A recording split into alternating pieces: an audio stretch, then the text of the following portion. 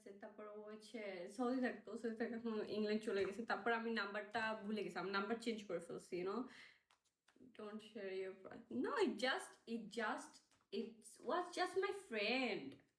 I never, এটা আমার past না, মানে পাস্টই, কিন্তু মনে করো এটা আমার বয়ফ্রেন্ড না, মানে আমাকে অনেক লাইক করতো, হ্যাঁ, কিন্তু আমি তাকে কখনোই বয়ফ্রেন্ড বানাই না, কখনোই কথা বলি নাই তার সাথে ওইভাবে, কখনোই না। সেটা বলতেছি, যে সাথে আমাকে অনেক লাইক করতো, বাট আমি তাকে একদম পাত্তা দিইনি। কিন্তু এখানে আমার বিগত থেকে পরিচয়, হ্যাঁ।